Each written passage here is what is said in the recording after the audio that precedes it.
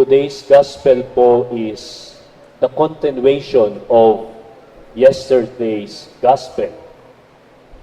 Na kung saan po, galit na galit ang mga Hudyo sa ating Panginoon dahil ginamit niya ang pangalan ng Diyos. Kasi sabi po, yesterday, ng ating Panginoon, before Abraham was, I am.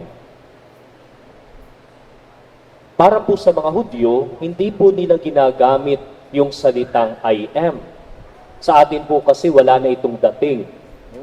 Kasi very common, I am Father Don, I am living at St. Benedict Parish, I am 45 years old, I am...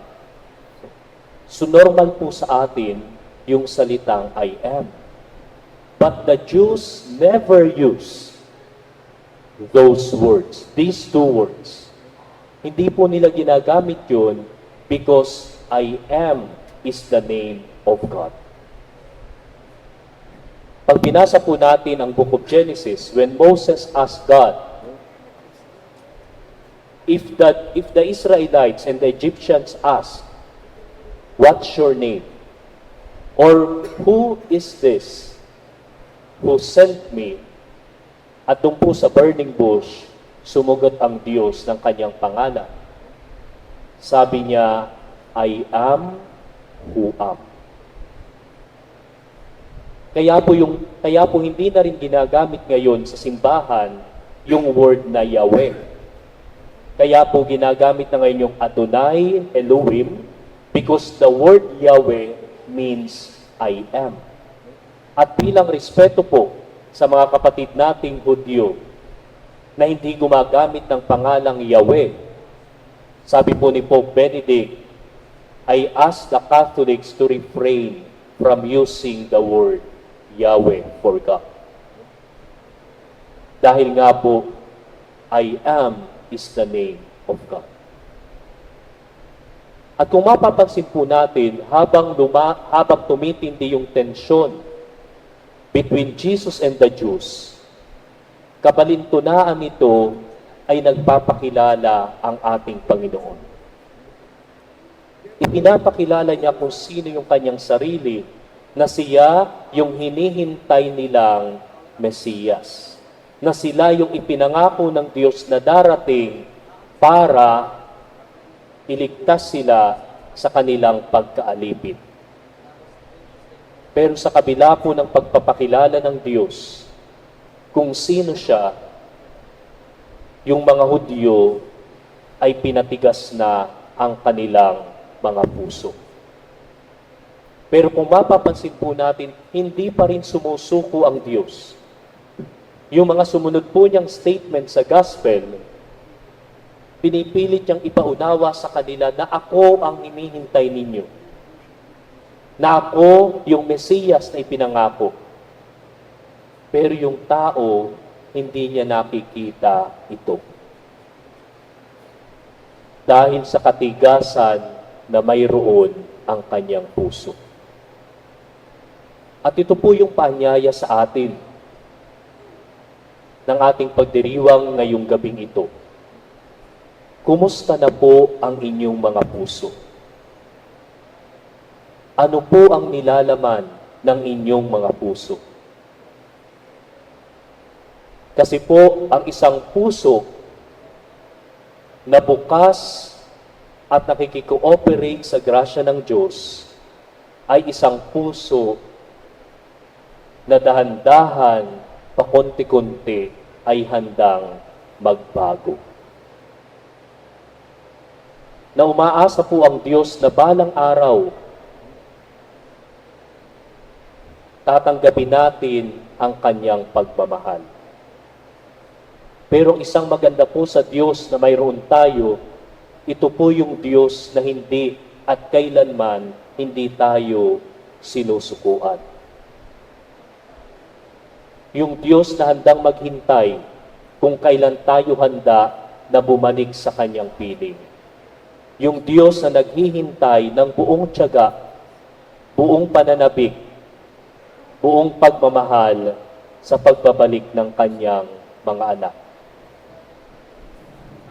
This coming Sunday po, dun po sa Sunday, yung Palm Sunday of the Lord's Passion, babasahin po natin yung pagkahaba-habang narration ng pagpapakasakit ng Panginoon.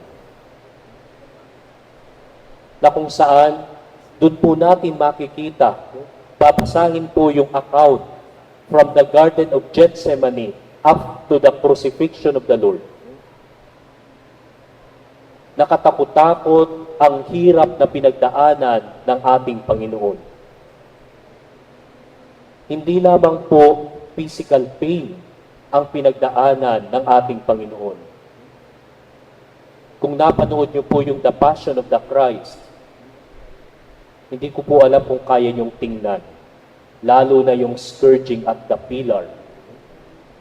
Kasi po yung mga Romano, di ba may napanood tayo mga gladiator, no? Mga gladiator movie. Yung pong mga Romano, pag nakakakita sila ng dugo, parang mga nasasapian.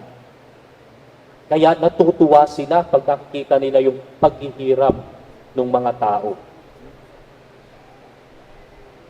Kaya nga po, katakot-takot yung dinanas na paghihirap ng Panginoon.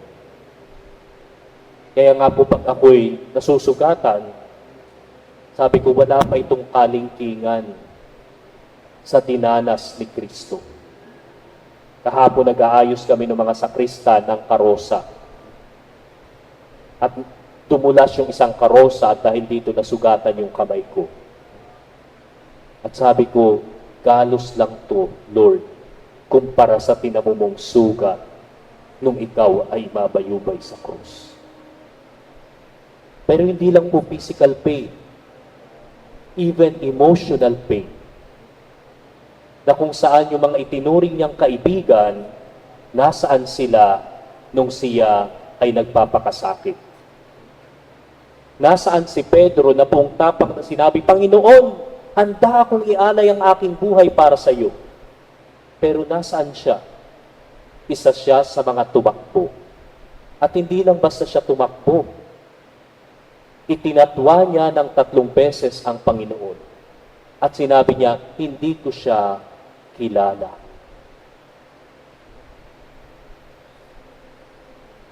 At ito po yung karanasan nating mga tao.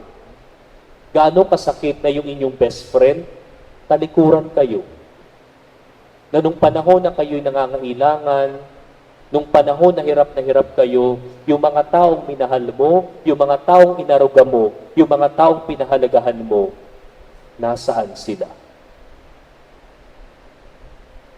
Pero higit po doon ay yung spiritual pain na naranasan ng Panginoon.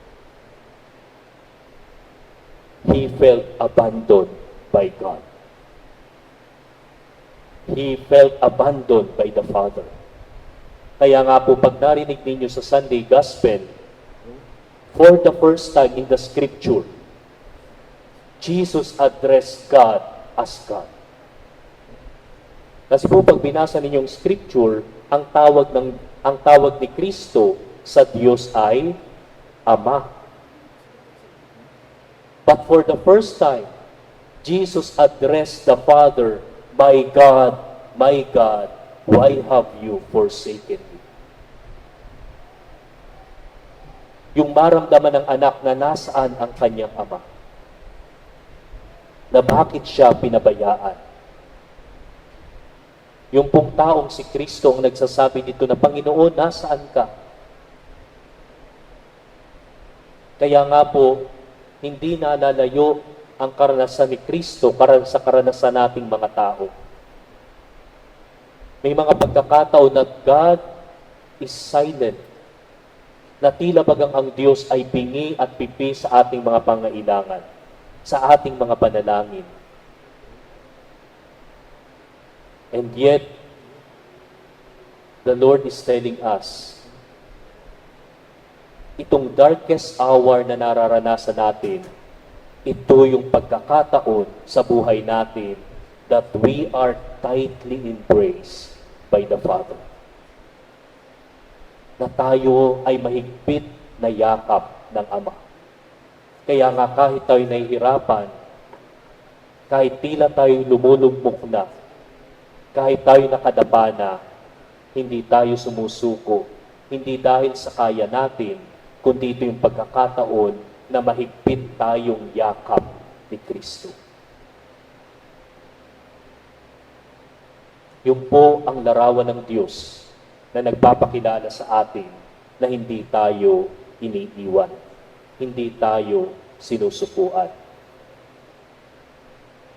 Kaya nga po ngayong araw ding ito, ipinagdiriwang natin ang Biyernes de Dolores, ang Biyernes ng Pighati.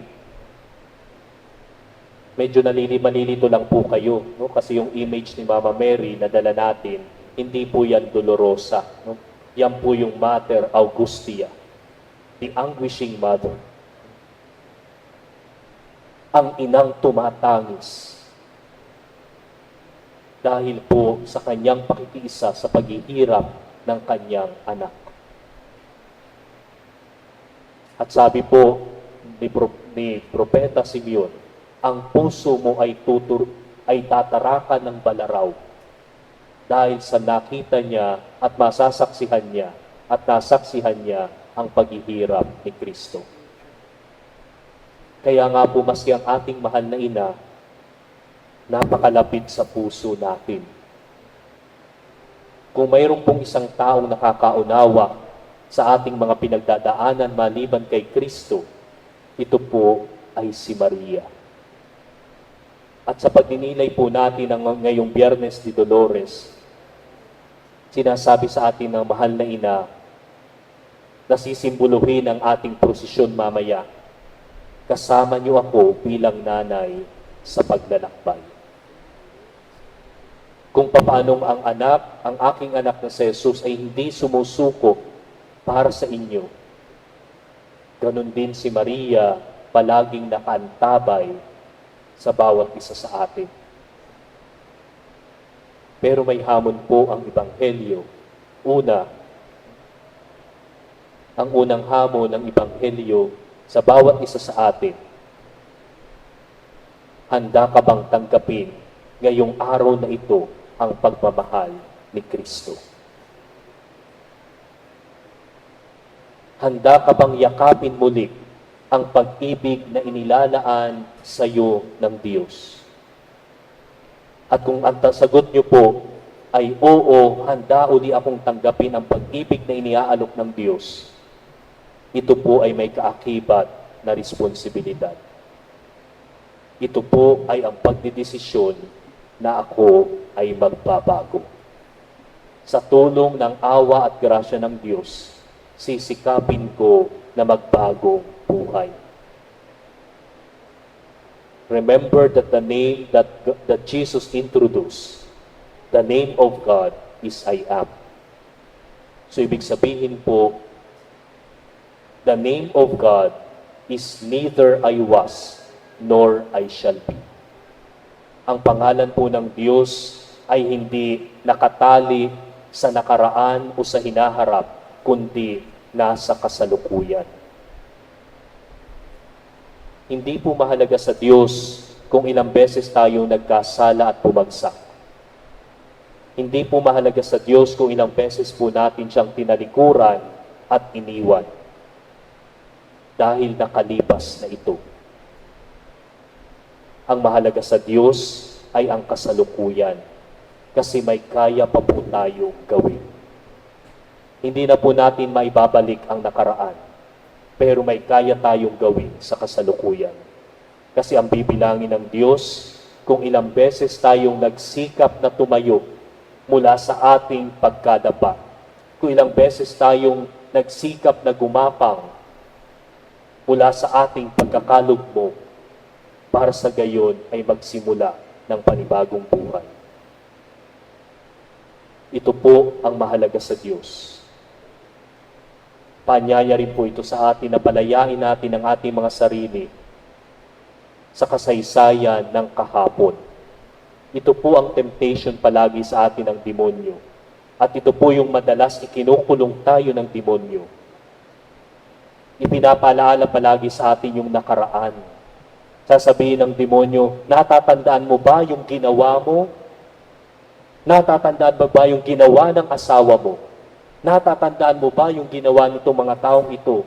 May karapatan kang magalit, may karapatan kang magtampo, may karapatan kang talikuran sila. At dahil dito nakakulong tayo sa isang nakaraan, nang sa gayon hindi natin makita ang kasalukuyan, hindi natin makita ang grasya ng Diyos na inio-offer sa atin ang isang panibagong buhay. O di kaya naman ay itatali tayo sa hinaharap, katakot-takot na worry. Anong mangyayari sa akin? Gayong tumataas na ang presyo ng gasolina. May kakainin pa ba ako? Anong mangyayari sa mga anak ko? Makakapag-aral pa ba sila sa susunod na school year? But nobody knows the future except God. At dahil nga ikinukulong tayo ng demonyo sa hinaharap, again, hindi natin makikita ang kanyang paggalaw sa kasalukuyan. The name of God is in the present tense. Ang mahalaga po ay yung ngayon. Kaya kailangan nating magdesisyon ngayon, hindi kahapon, hindi bukas, kundi ngayon. Ngayon, Panginoon, I will cooperate with your grace. Magbabago ako. Magiging akong mabuting tao. Magiging akong mabuting Kristiyano na sumasaksi sa pagmamahal mo. Amen.